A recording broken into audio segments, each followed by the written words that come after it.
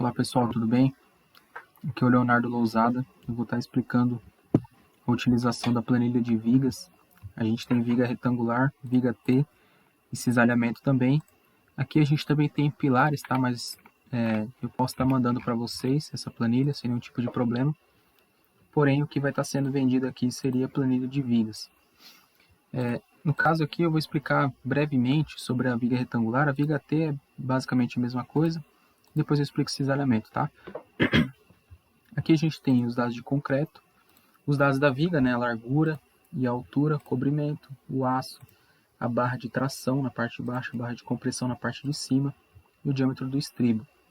Aqui a gente tem o momento característico, né, MK, kN por metro, ou seja, você vai pegar, dependendo da sua estrutura, você vai calcular, né, quanto que está batendo o momento em kN por metro, ou seja, se é biapoiada, é QL ao quadrado sobre 8, se é em balanço, é QL. Então, você vai determinar quanto que vai estar caindo de carga lá na sua viga e coloca aqui para a planilha poder estar calculando a quantidade de armadura e o espaçamento das barras, tá? Nesse caso, a gente consegue ver que 100 kN por metro está dando uma armadura do tipo simples, ou seja, não tem compressão no topo aqui, né?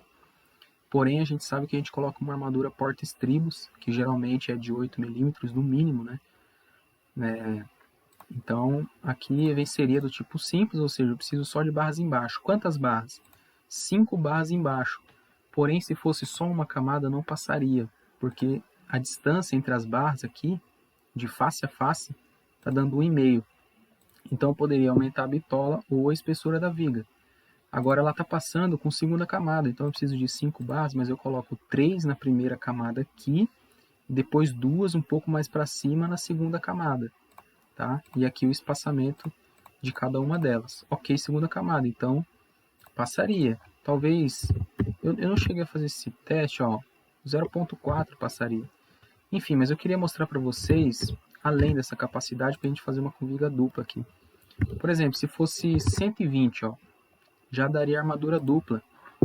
A gente consegue ver que a armadura de compressão, né, na parte de cima aqui, é 0,19, ou seja, uma barra de 5 milímetros já venceria essa armadura, né, já venceria essa compressão no topo, porém a gente sabe que uma barra só não é permitida. Então o mínimo que a planilha vai te dar são 2 barras. Tá? Você pode colocar de compressão aqui de 6,3, ó. Você vê que eu não coloquei nem de 5 milímetros, porque o aconselhado é sempre o mínimo de 6,3. E vai dar 2 barras, tá? E a armadura de tração aqui, 11,7.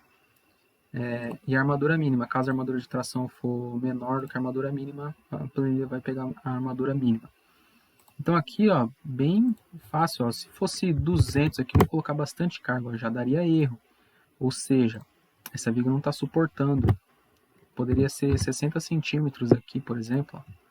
Ela passaria como simples, né? Mas eu quero como duplo, então 50 centímetros. Ela não passaria na parte da tração por conta do espaçamento aqui. Talvez se eu aumentasse essa bitola, ela passaria em segunda camada. E aqui, olha a quantidade de compressão. A gente tem 4 centímetros quadrados, mais de 4 centímetros quadrados de barra. E eu estou usando barra de compressão de 6,3, né? Talvez barra de 10. Não passaria. De 12,5 eu usaria 4 barras espaçadas a 3 centímetros uma da outra. Então, é bem intuitiva a planilha, tá? Aqui a gente tem os dados também.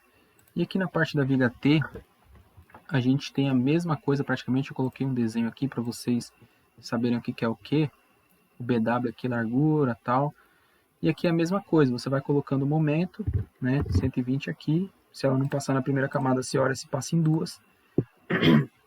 Desculpa. 150 aqui, tá? Enfim, aqui a gente tem os mesmos dados praticamente da outra planilha, tá? Só atenção aqui com esses dados, né? O BF, o Hzinho, no caso o H seria a altura, aqui o HF, ó, como está ilustrado no desenho, tá? E aqui também ela te dá a quantidade de barras e o espaçamento entre elas. E aqui no cisalhamento a gente tem também os mesmos dados, né? De lá, aqui a gente coloca cortante, ó, carga cisalhante, no caso, 200 kN, por exemplo, e aí a gente tem verificação do concreto, VSD, tudo. E a gente tem o detalhamento da seção transversal, ou seja, nossa planilha, a gente sabe, a nossa viga, né, o gráfico, a gente sabe que na ponta, onde tem a máxima cortante, né, nos apoios, nas pontas, a gente vai ter um ASW de armadura máxima. Só que essa armadura máxima, por exemplo, aqui utilizando estribos de 5 milímetros para armadura máxima. Então serão 10 estribos por metro, o que vai me dar 9,9 de espaçamento para cada estribo. E o resultado final, ó, você vai colocar lá depois de fazer seu cálculo, você vai colocar isso aqui, ó, né? Φ de 5, barra de 5 a cada 9,9. Só que aí a gente tem na ponta aqui, a gente tem uma carga, uma cortante máxima. Ela vai se aproximando do centro e ela vai diminuindo. Então por isso a gente tem aqui o SW de armadura mínima, tá? Porque vai chegar um momento que essa armadura, essa cortante vai ser vencida por essa armadura, e o que eu vou precisar vai ser só a armadura mínima mesmo, tá? Que é o necessário aí de acordo com a norma. Então ela vai te dar a quantidade de estribos, o espaçamento e o resultado final também. Tá ok? Aqui tem alguns dados, não mexer. E aqui vai de brinde a planilha de pilares aí para vocês, tá? Muito obrigado, pessoal.